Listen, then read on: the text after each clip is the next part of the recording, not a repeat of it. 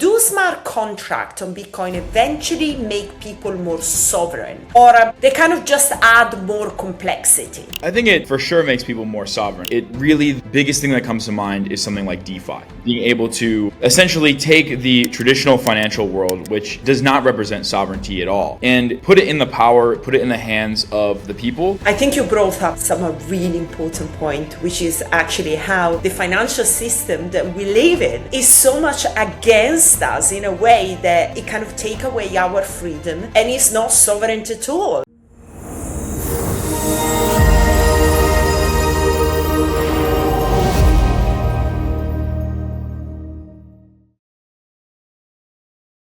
Welcome back to the Financial Fox. This is Steffi, and today we are talking about sovereignty, a world that I love, and also we use a lot in Bitcoin and digital assets, but really we don't analyze deeply enough. So let's make this clear for everybody again. Bitcoin introduced something fundamentally different: the ability to hold and move value assets without relying on third parties, institutions, banks, and that in reality, or in essence, is a shift in control at a very basic level, which is good, but that raises a more difficult question. As Bitcoin becomes more complex, are we actually increasing control and sovereignty for individuals, or we are moving it somewhere else? We are creating a complexity that takes away the sovereignty from people. Well, I'm going to explore that in a more direct way. Today, I'm going to be joined by Chad, full name Samuel Patt, from OpNet, which is working on bringing smart contract functionality directly onto Bitcoin Layer 1. Let's get straight into my conversation with Chad. Hi, Chad. How are you doing? I'm excellent. How about you? I'm really good. Really good. All right. So let's go straight into this topic and talk about smart contract on Bitcoin.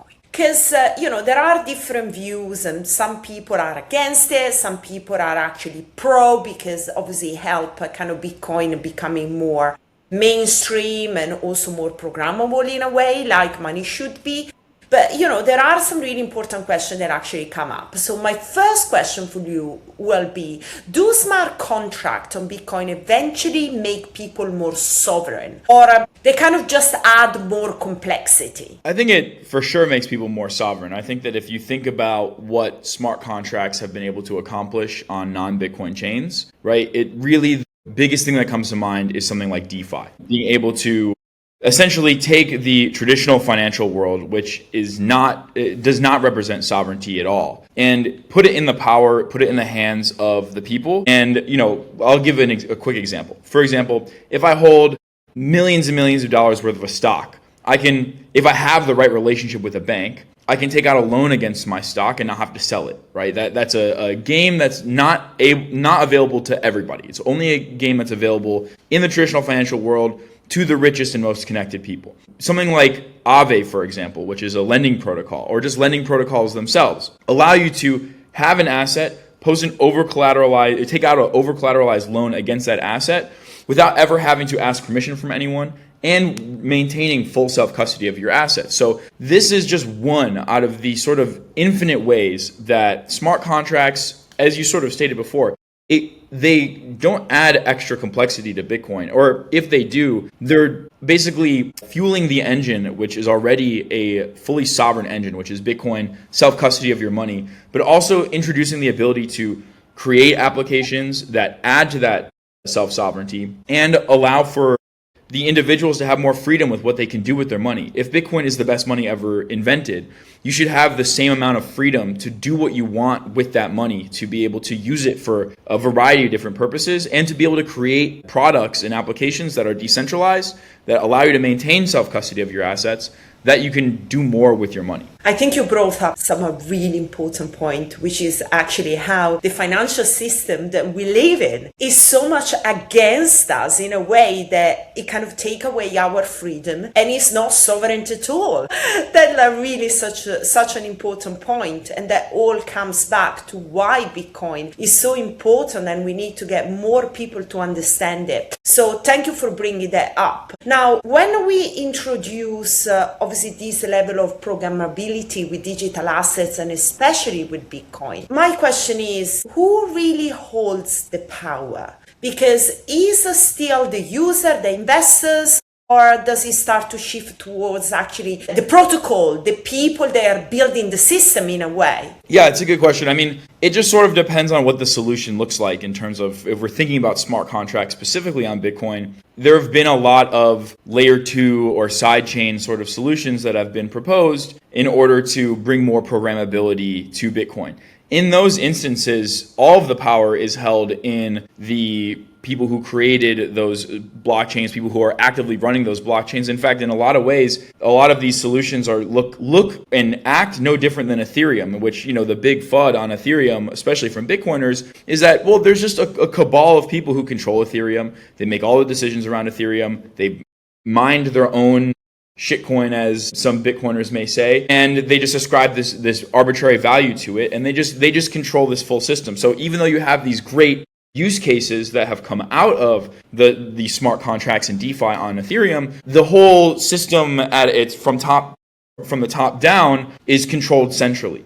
And I think, unfortunately, a lot of the solutions that have been proposed in the Bitcoin space or have come out in the Bitcoin space look and feel pretty much exactly the same as that. Obviously, personally, we've built a protocol called OpNet that brings smart contracts to Bitcoin in a fully native to Bitcoin way. What does that actually mean? It means that there's no separate blockchain, there's no extra token. You're only ever making Bitcoin transactions. You're only ever using Bitcoin. So when it comes to the underlying protocol, it's an open source protocol that anyone can use that doesn't have any direct monetary gain from the users or the transactions that are happening on it. So it itself is just like Bitcoin, where it is just an open source tool it's like a public good in the same way that Bitcoin is, right? And it's those types of public goods that I think are the most empowering, and they can create the most amount of value. I mean, again, look at Bitcoin, for example, which was sort of created as generally like as public good. It's not ruled by one centralized party or controlled by one centralized party. Or if you think about like the internet, for example, is another kind of innovative technology that has come out over the course of the past 50 years that is not controlled or run by one centralized entity. These sort of public good style products are what inevitably drive, I think, the highest level of value creation and the greatest amount of freedom for users. So that's sort of the principles in which we came out with our own smart contracts on Bitcoin solution. And I think that the proof is out there in terms of user adoption. Obviously, our solution's only been live for a couple of weeks, but we've seen incredible adoption of it. And I think when you have something that allows for the community or any users to sort of create their own, you have the same level of power as anybody else. And it's up to you as the user to, can I create something that's amazing? Can I create something that people use? That is really where I think the strength of an open source protocol really starts to shine. And I think that, brings up definitely the great aspect of Bitcoin to being permissionless, but that at the same time, there is the challenge to actually get to mainstream adoption or get more people to actually use Bitcoin in that way. So you said that you have seen a lot of adoption, which is great. But at the same time, I know many people still relies, for example, on this type of intermediaries. Even when they buy Bitcoin, right, they buy on a centralized exchange. They store it there. They don't take it off, and it's still going to be in a hot wallet. So in your views, because obviously you have done a lot of work into that in order to come up with your project, but tell me, what do you think needs to change for actually this to become more like mainstream and actually get people to operate in that decentralized fashion? Yeah, I mean, I think it's a few things. I think one, the sad reality of human nature is that we're always going to go for the most convenient thing. And so in a lot of ways, it's going to be very difficult to gain a huge amount of adoption of full self-custody because it puts so much responsibility on the individual user. I think that better education always, more evangelists around self-custody and the benefits of it. But I mean, I think that, the other sad reality is that a lot of people are not going to understand the true value of self-custody until they either, one, have a horrible experience with either a centralized exchange or their own banks in regards to not self-custodying their own assets. That's usually the wake-up call for people who aren't like cypherpunk minded like maybe you and I are. Yeah. It's either they have a terrible experience with their bank. Oh, I tried to wire $1 million to someone in a different country and it took me 8 weeks and I had to basically close my bank account afterwards. I mean, it's stuff like that. Those types of experiences, that's the type of thing that pushes the user towards self-sovereignty. That's not something that we're going to be able to force onto the market. So unfortunately, I think what's going to happen is when there's an instance of a huge collapse or a huge disaster, these are the times where the strength of self-sovereignty and the strength of self-custody become very, very clear. And so I think while walking the line of being doomery, right? I think that sometimes within the Bitcoin community, especially, we get into this sort of mindset of like, we're just like ringing alarm bells. The whole financial system's going to collapse. It's going to be an economic apocalypse. And that sometimes is a turnoff to people. But I think that just giving specific examples, being very, very clear. And again, the more people who speak about the importance of self-custody, I think that we've gone through this like 20-year trying to get Bitcoin to be more mainstream, become more adopted by the world. And what inevitably has sort of resulted from that is a system that somewhat mirrors the traditional financial world in a lot of ways where, yes, Bitcoin is this great money, but now people are just kind of holding it in centralized exchanges because for the exact same reason that they hold their cash in banks, right? So it's a little bit funny. I think that the irony of global adoption of Bitcoin will always be that, unless there's a huge catastrophic event, human nature it won't shift overnight. But I think that the more voices that are out there that are emphasizing the importance of self-custody, I think slowly but surely, percent by percent, it'll become much easier for people, or it'll become a more clear option. I do think that, again, one of our missions in creating these, in making smart contracts on Bitcoin, is to get people to use the Bitcoin blockchain. And in using the Bitcoin blockchain, you have to have money in your own wallet that is controlled by you. And that, I think, again, the more options you have for using Bitcoin, the more clear it becomes that you want to be in control of your own BTC and not just be holding it in a centralized wallet. I was actually going to ask you about what this kind of functionality are doing for Bitcoin, and you just answer, is strengthening Bitcoin and increasing adoption. If you want to add anything else, feel free. Yeah, I think just to add on to, if you have more programmability on Bitcoin, then in my eyes, you have more freedom, right? What does that actually mean? That means that assets can be issued on Bitcoin and traded for or against Bitcoin fully permissionlessly. What does that actually look like in practice, right? It looks like for example, stablecoins, right? Stablecoins are this huge narrative of this past cycle. It's this kind of killer use case for blockchain technology. And we have these huge giants in the market that are now holding and issuing dollars effectively on blockchains. But Bitcoin has no access to that, right? Bitcoiners, if you want access to stablecoins, you want access to cash, let's just say, and you're not in like a fully Bitcoin circular economy where you can pay for things in Bitcoin and receive Bitcoin in payment for the work that you do, fiat currency factors in somewhere in that pipeline. And so even some of the most staunch Bitcoiners still use USDT or USDC, or they need cash in some way, shape, or form to pay for stuff that's going on within their own lives. And right now, the only access that Bitcoiners have to stablecoins requires them to go through a centralized party. It requires them to either bridge to another chain, which gives up the custody of their asset, or use a centralized exchange to swap their Bitcoin. So there are no native Bitcoin stablecoins. And even the way that a stablecoin is created is up for innovation if you have smart contracts on BTC. For example, I can't right now make a Bitcoin-backed stablecoin without that stablecoin being like a fully centralized and centrally issued and centrally held asset.